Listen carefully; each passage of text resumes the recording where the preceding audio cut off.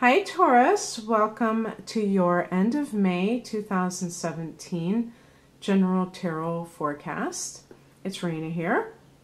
So, I am going to be doing a spread that I normally do, but I just had this idea of picking one of these cards from the Energy Oracle deck by Sandra Ann Taylor.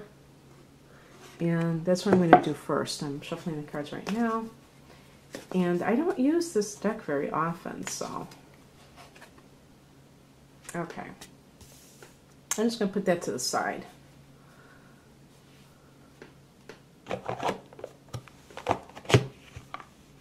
For now.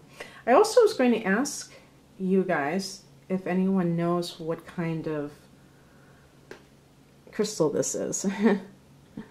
I think it's sodalite, but I'm not 100% sure on that. So if you know, write below and give me some idea of what I'm dealing with here. All right, all right.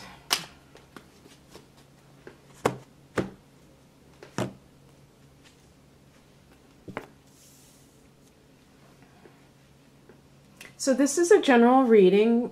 It can cover any issues that are going on, and if you're interested in a pure love reading, I do have June readings coming up shortly after I post these ones, probably within a week of posting this particular reading, so just keep a lookout on my channel for that.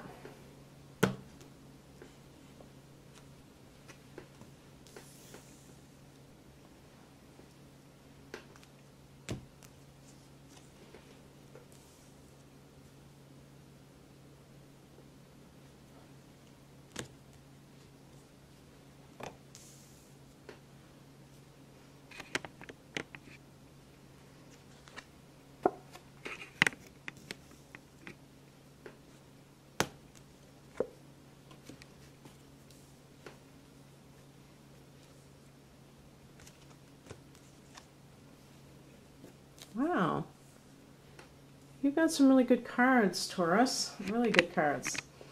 You know, you got a couple that we would consider a little bit challenging, but not anything that big of a deal, I would say overall. So, let me just take a look at this for 1 second.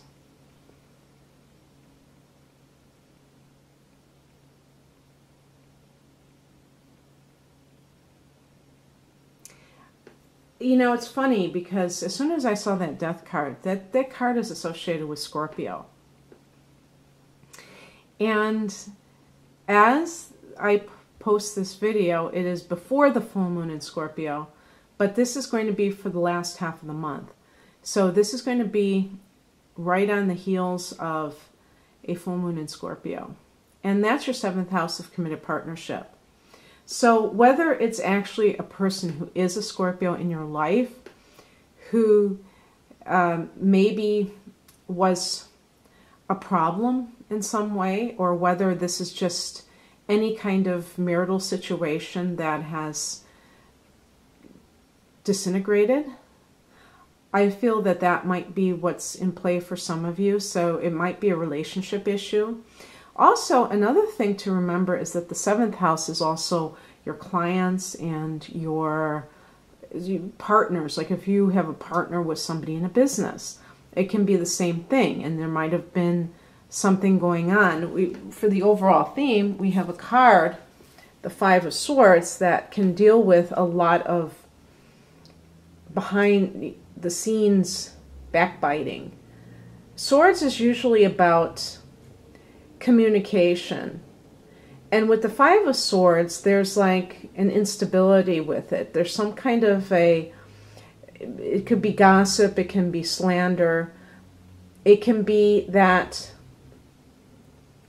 somebody had emerged victorious from a situation. It could even be you possibly, but it wasn't worth it because so much was lost in the process. So an example of that would be you're getting a divorce and you really get aggressive and say, I'm not going to let this other person take all of my money. And then you're left with, maybe you're left with a victory, but your life is in tatters because the ugliness that it generated was too much. But for some of you, you may feel betrayed, that people have, this could be in the workplace, that there are co-workers. You know, you see those people that are behind that person. So there's people that could be poisoning the well when you're in a workplace. And in this case, because the Death card was in the past position, it may have been that there was some kind of a transition. You know, sometimes things happen. You could, like in a marriage, you could say an affair, or in the workplace, somebody steals your ideas. And even though you stay in the marriage or stay in the job, it's already done. It's already finished. It's all over but the shouting, and you may be still hanging on. Sometimes this can be because you're a Taurus and you don't like to change or fix sign. You like to keep that status quo going on, even when there's an unpleasant vibe in the workplace or in your private life.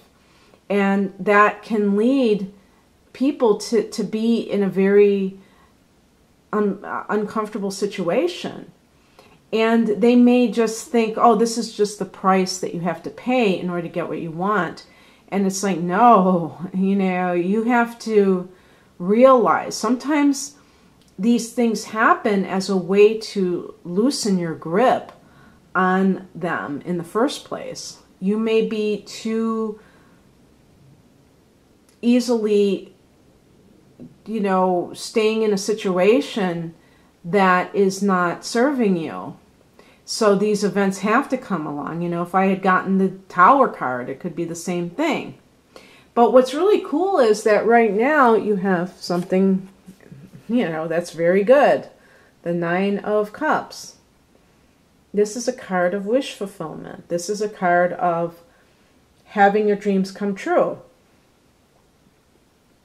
So even if there was some kind of a negative situation recently, all's well that ends well. You still are able to have a good outcome.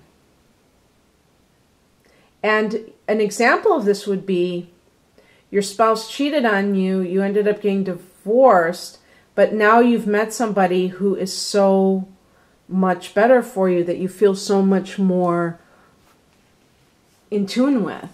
And if you hadn't had that situation happen, you would have never met this person, because you wouldn't have been on the market in the first place.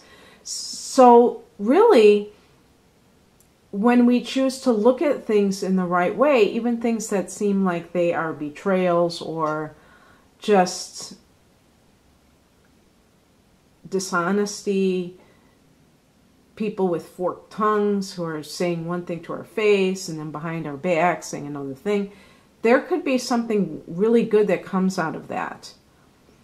And actually, it's interesting, I actually got the marriage card. So this is a card of family happiness, family joy. This is, along with the Nine of Cups and the Minor Arcana, this is one of the best cards also. And even though these two cards, the 9 and 10 of Cups, are connected to water signs and water energy, the emotions, it can be actually financial blessings as well. Because this is part of that abundance. And so it may have been a situation for some of you, you may have been involved with someone who is, maybe was a Scorpio, actually was a Scorpio, had a strong influence, or just the death of a relationship in general. And you found your soulmate in the process.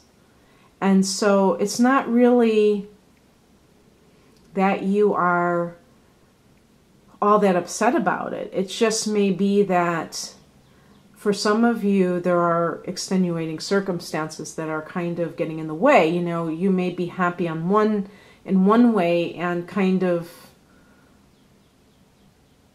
still, either for some people it could be a bit of resentment of what happened, and it's kind of spoiling your joy if you don't. It can spoil your joy if you do not rise above it, because you have like a lot of good cards around you. The Star, the Eight of Wands. And what is crossing you is the High Priestess. And the High Priestess is a card of going within and understanding your intuition. And honoring your intuition, I should say. And it could be saying that there is something still to be revealed in some situation that's going on, because with the Five of Swords, it could be definitely that you're hearing, maybe there's half-truths coming out about a particular situation. It can be in any area. I don't think that anything that would be revealed is going to rain on your parade, though, because 9 and 10 of Cups are just too positive. The Star card is just too positive. But it may be also saying that you are not learning from what has happened. With the High Priestess in the challenge position, you may not be tuning in enough spiritually, Taurus. And this wouldn't surprise me, because you are an earth sign and you do tend to deal with life in the 3D world, your senses, anything that engages your senses. And the spiritual or intuitive part of you has to be honored as well, even though you can't touch it, feel it, and well, you might be able to feel it, but you can't prove it in the physical reality. It still can be very helpful in helping you to hone in better in the future on the decisions that you make, because you may have made a decision in the past to trust somebody who you shouldn't have trusted. And with the Five of Swords, you may have uncovered some of these untruths. And this could be in any area of your life. It could be in work. If it's in a work situation, sometimes, Taurus, I think you're vulnerable to get quick, rich schemes. And so you might have been promised things that were way too rosy, and you were only too willing to believe it because you wanted that financial gain, only to discover that it was all a ruse. And so that's something to definitely take into consideration, is that you have to realize when somebody's telling you something like that, it's because there's something in it for them too. They're not just doing it to be altruistic. So you have to kind of override that desire to want to make a lot of money fast and really check it out, research it. Don't just take it at face value. The High Priestess is about looking beneath the surface, in other words. And the same thing with the romantic situation. If somebody seems too good to be true, they probably are. We all have faults, and when somebody tries to present themselves as perfect, those can be very deceptive individuals. A lot of times, I think abusive people try to pretend to be the exact opposite of that. So be careful of that. And what is coming in is the Eight of Wands. This could be fast-paced events. Now, during the last half of the month, Mercury is going to get back up to speed. Mercury did retrograde, and it retrograded in your sign initially, and will go back to the original degree point in Taurus on May 21st. And so towards the end of May, you may have some kind of like situation, maybe with career. A lot of times wands can relate to career, but it can be passionate love affairs too, where things were lagging, and then all of a sudden everything is just popping. So you have to be on your toes. You have to be ready to receive this, especially if you're in between jobs because of some underhandedness that was done to you. Be ready to accept an offer that comes from out of the blue. Obviously, do not accept things at face value, but also do not be reluctant to do things to change your strategy on a whim if things pan out, because you may be passing up a really good opportunity if you just hold back a little bit, just out of, not wanting to change. And the other thing is, you could be going back and forth with someone over something. Now, this could be negotiating for a job. This could also be with a romantic partner that you meet. And you may be kind of, it could even be with a fire sign individual, or they are overall a fiery individual based on other astrological planets and signs. So this could be Aries, Leo, or Sagittarius.